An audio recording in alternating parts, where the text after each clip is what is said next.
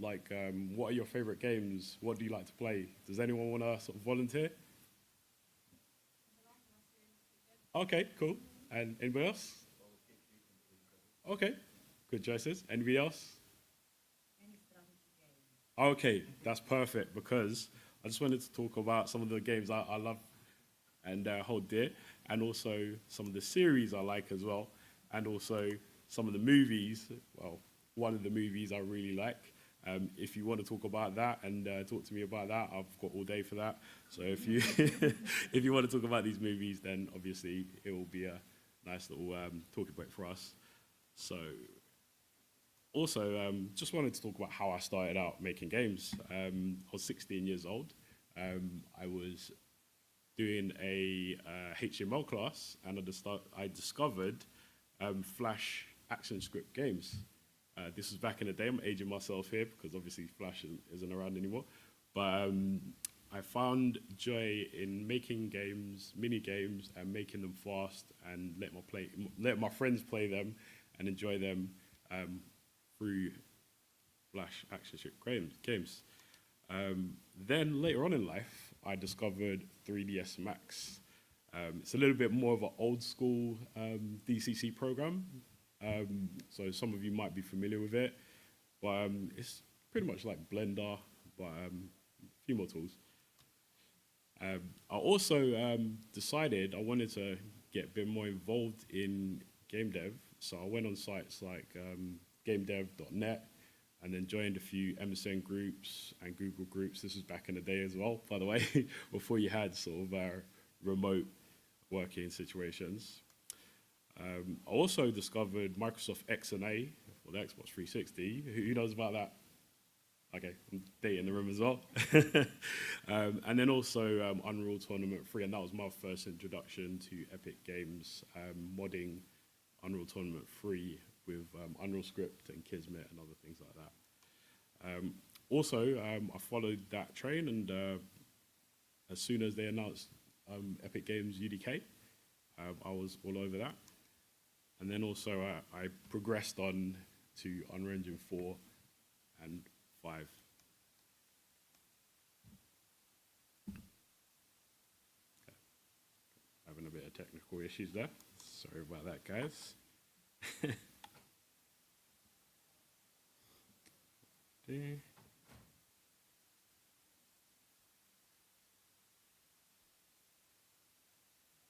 we go. So a little bit about myself, again, before you get bored of me talking about myself. I studied at Kingston University between 2005 and 2010. I came from a little bit of a different background to everybody else. I studied aerospace engineering with astronauts and space technology, basic rocket science. While I was studying at university, I decided to start a company because all of my activities in those Google groups and MSN groups led to a bit of freelance work, and I had so much demand that it made sense to make a company. I was actually 21 in 2007, so dating myself again. And it made sense to call my company Aero Astro Arts, bringing together rocket science and games. It made sense to me, but hopefully you like the name. I also decided to deepen my knowledge in video games and take up a few courses by myself. So I signed up to Games Institute, where I learned how to program game engines with C++. And also, I wanted to get a bit of creative knowledge and also understanding, so I went to a site called FX PhD. It was done by someone who worked on Weta Digital and stuff like that, a few like Lord of the Rings and stuff like that. He was running a course on directing, so I decided to take that up. Also, one of my friends noticed my passion for video games and what I was doing through my outsourcing company, Aero Astro Arts, and he gave me the opportunity to join Nintendo. Now, that wasn't a game dev role, it was a support role. They brought me in to help launch the Wii U in 2012 for Christmas and help support the launch of that in UK and regions that UK support as well. I decided to stay with Nintendo for a long time. I had fun, I learned a lot, and I learned how a global organization publishes and promotes their video games. Unfortunately, I was made redundant in 2019. No hard feelings. So I'm sure many of you have experienced redundancies, and I apologize about that too. Hopefully, we can do better as an industry. Also, random fact, I was Army Cadet instructor from 2013 to 2015. I was volunteering with young people, and that kind of started out my passions of volunteering. I'll get back to that later on as well. I've also done Unreal Academy. I'm going to speed through this as well. I was a national brand ambassador, knocking on doors and also representing 27 offices throughout the UK. I was also a mechanical engineer for a little while, working on buildings that were multi-million properties buildings and stuff like that. And I was luxury property broker. As you can see, I've got a little bit of a patchwork of stuff. I was also an outsourcer and an Unreal trainer with companies like Mastered and other companies like Linknetic and other people like that. And now I'm actually an indie game developer, and I'm trying to become an indie game publisher. That's currently the case. And also I did Game Changer last year, which took us all the way to Helsinki and Slush. And also Unreal Fellowship Games, Epic Games decided to train me and let me join their courses. Now, I just want to talk about embarking on a dream, outsourcing to indie. Our company, Aero Astro, we founded in 2007. It's a London-based company. We started with 12 employees when I was 21. That's quite an interesting story, but I'll save that for another time. Over the years, we've hired over 70 people, both freelance and also full-time devs. We've also tried to go from freelancer to outsourcer to supply the demand of our client demand, and also we're fully self-funded and slash client-funded pretty much. So we make our own money, and that's kind of the crux of my talk today. We created games higher, fast, on a modest budget below 8K. So it was micro clients and stuff like that. Some B2B clients. Also, I'm currently a solo dev, so I've worked with many people, but right now I work on my own. We were the top earning freelancer on people per hour in 2020. Interesting fact. And also currently working on five core IP games. Just a little bit about myself. I'm the founder of Aero Astro, obviously. I work for Nintendo, and I'm working on a few games. And this is our advisory team as well. So I do work on my own for the dev side, but also I have advisors for business, marketing, and branding. So this is some of the people I work with. Kofi Opong, he's the founder of Urban MBA. It's social enterprise that helps young people and helps all creative people from different industries. Also Maria Mesla, she's also a serial entrepreneur, and she gives me business advice and mentoring. And also Antonio Amado, unfortunately he's not here today. He was going to deliver a talk about branding, but that's for another time. He's our graphic designer. He does all our branding for all our products. So, jumped ahead a little bit, sorry about that. So can I get maybe a read of the landscape here? So how many developers do we have in the room? Okay, quite a few, okay. And how many of you are solo devs? Just one, okay. And how many of you are in a team? Okay.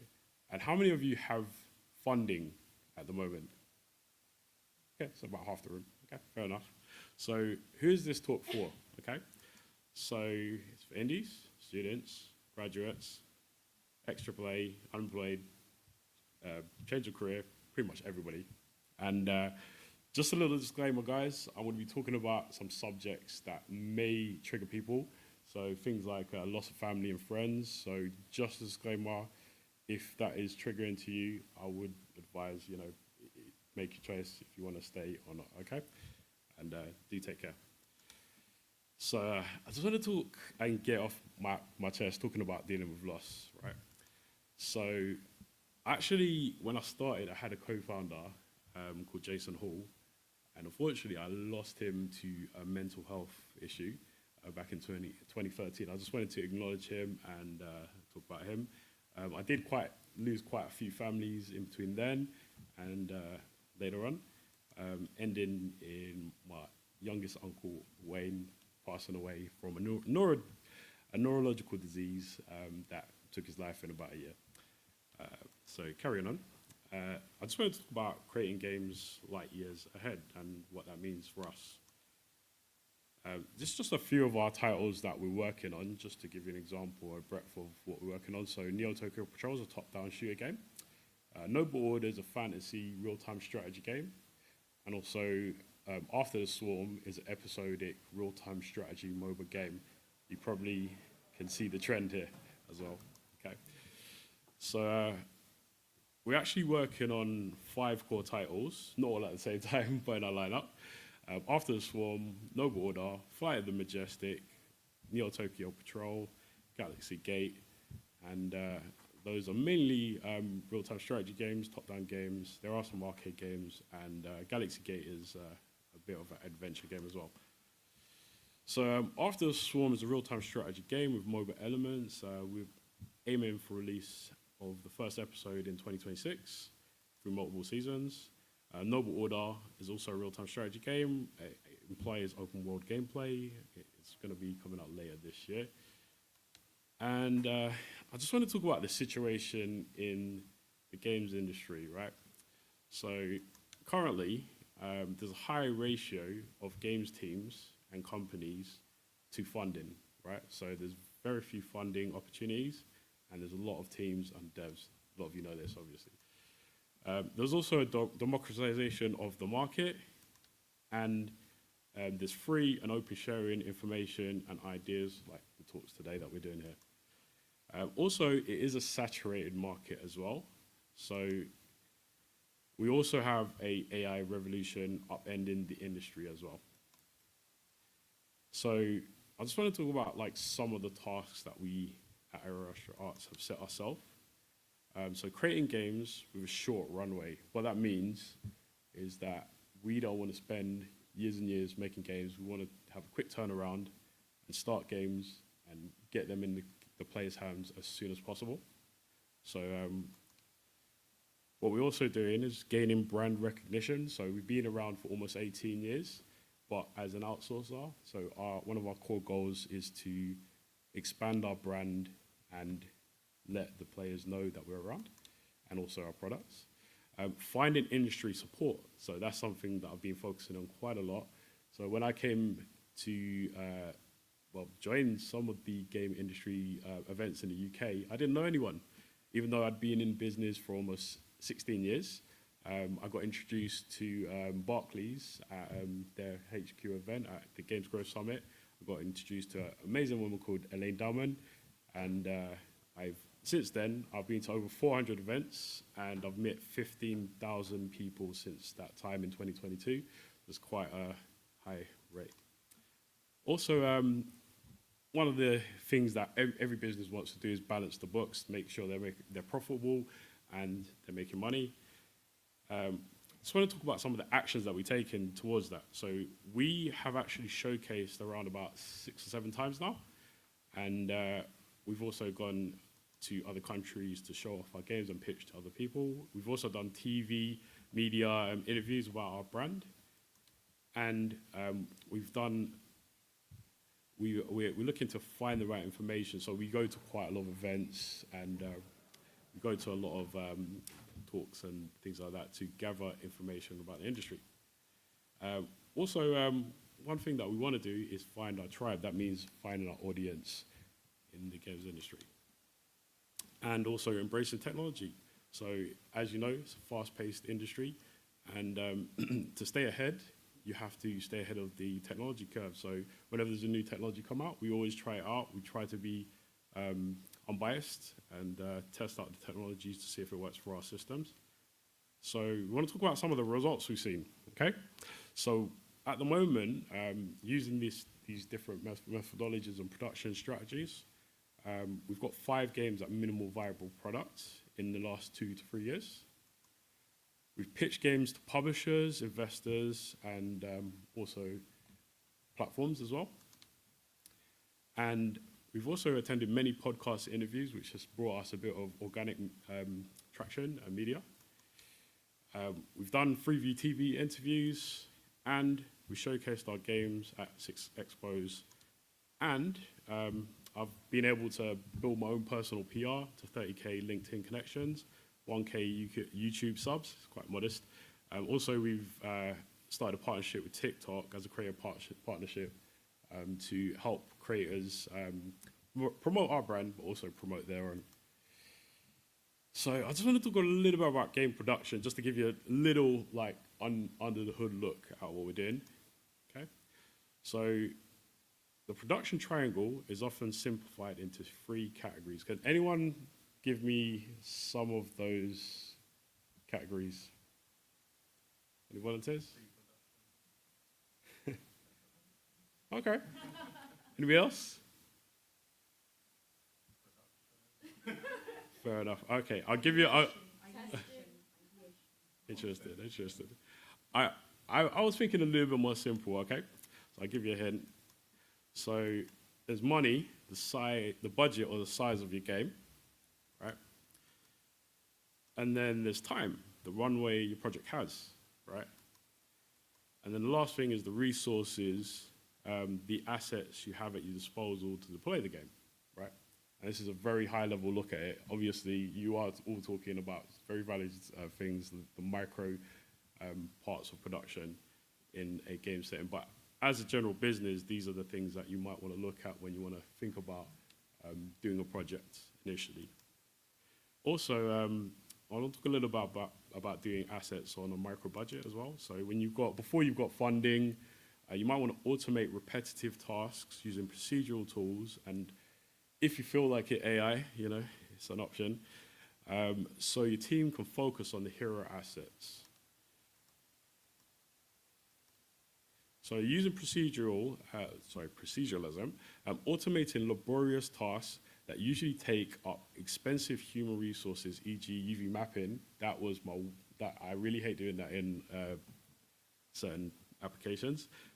But it can be a dream if you're using automated processes. Like Blender has a great automatic UV mapper. Houdini has a great UV map seam tool and UV flattening. I won't get too much into that though. Also, using asset packs. So I'm sure you've all seen asset packs. Leveraging existing asset packs for background assets and objects. But I'm big on adding value to them by editing. So rather than just doing a straight up asset flip, add some textures, add some geometry, make it your own, personalize it, and I think the players would appreciate that. Also, it's a bit of a touchy subject, ethically using AI. So obviously that means as much as you can, not trying to steal from someone else's assets, trying to use your own assets as a starting point is somewhere to start. But it is a choice for everyone. So you can either choose not to use AI or use it, but it's there as a technology to stay. So we should try to use it responsibly. Right. So also, I just want to talk a little bit about procedural pipeline. I won't get too in depth. So you just, again, automating repetitive tasks. So you want to do in-engine proceduralism as much as you possibly can. So procedural content generation in Unreal is one example, but Unity and other engines like Godot also have their own examples of that too. Also, many DCC applications have proceduralism in them, and they focus on it. So Blender geometry nodes, Houdini engine, Imogen is starting to be really fun and interesting as well, and many, many more. Also, there's bespoke solutions as well. So you can actually code your own solution in Python if you are skilled in that way. And there's also script libraries that you can take advantage of and other things like that. I just wanted to talk about a little bit of our partnerships and purpose and extending our reach because we're just a small operation. So as I said, one of the first events I attended was the Barclays event, which was the Games Growth Summit. But then after that, I got invited to speak at EGX Res Sessions in 2023 with some of my colleagues. That was an interesting event. Also, we had Barclays Games Frenzy, which was a showcase. Unfortunately, this year it was cancelled, but we did 2 of those as well, where you got to show your games for free, instead of paying for it. Most events make you pay like 3, 4, 500, up to like 100 grand. That worked for us. It was a freebie. Also, we got listed on the official Barclays site, and also we got loads of speakers that we could listen to as well and learn from. Also, Game Dev Local was amazing as well. So they've been an amazing help for us. And I do apologize for the lack of images here. I didn't want to put anyone on the spot, so I've taken those down. So we got free showcasing on their showcase space, also their Discord channel. We got listed on their official GD Local site. They had loads of speakers that we could learn from and also collaborate with. And they had an awards ceremony, which was amazing. And they had loads of support. And the best thing for me was the community.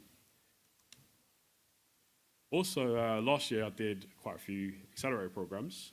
So I've been in business for a while, but I'm also self-taught. So I wanted to plug a few gaps that I had in my knowledge.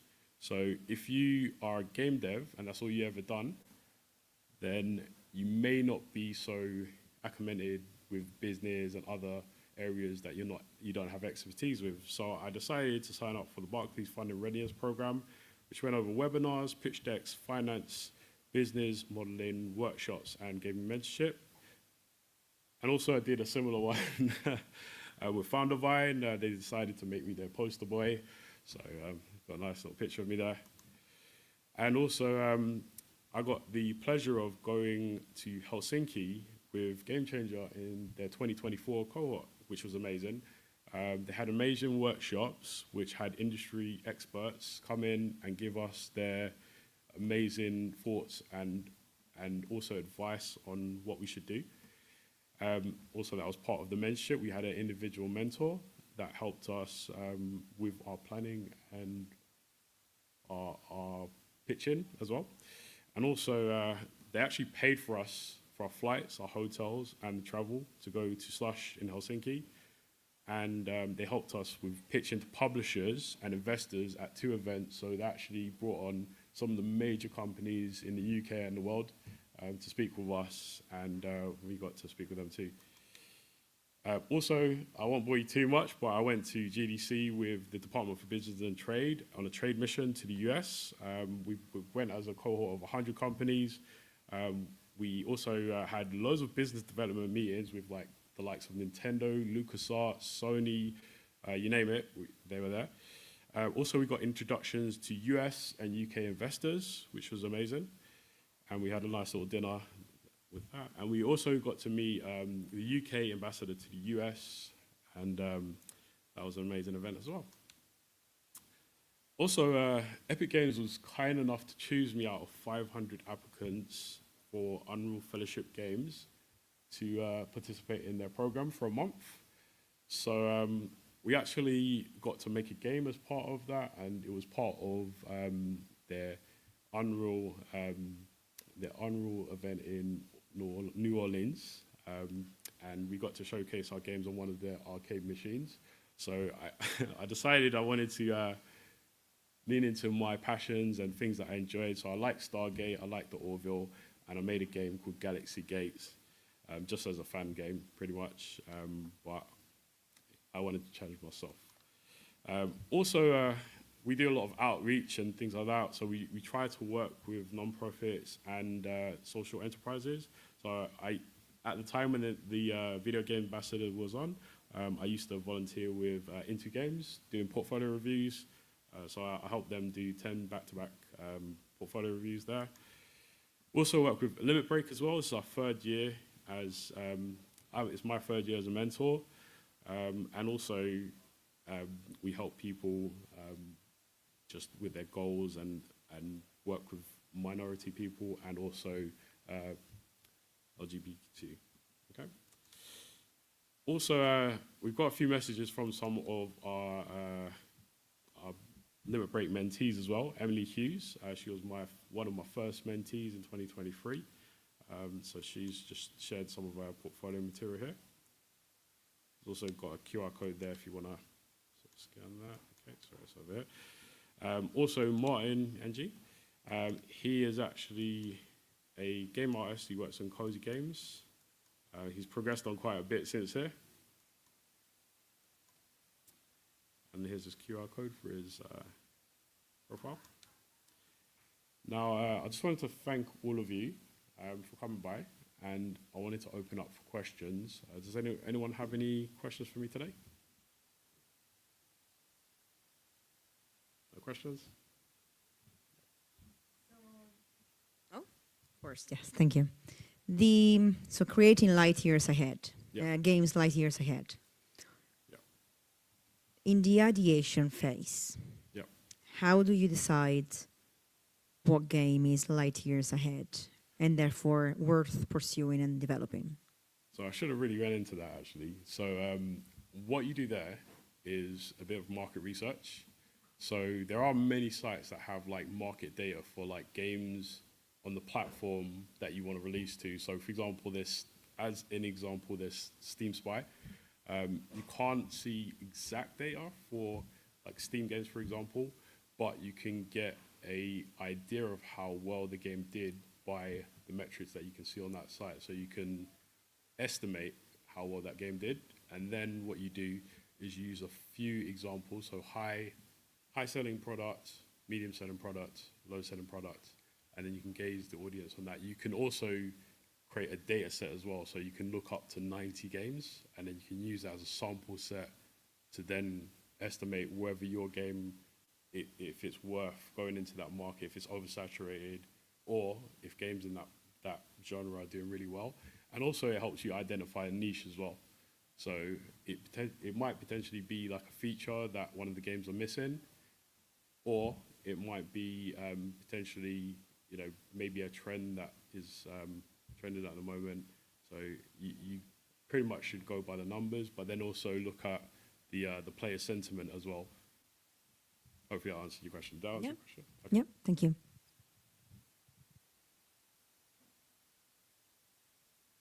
No more questions? Awesome. Well, okay, one more. Hi, thanks for the talk. Yeah.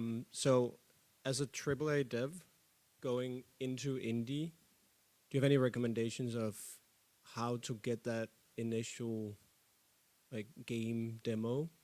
What you need to focus on and how to get that funding? I worked in the support side of Nintendo, as I mentioned earlier. Yeah.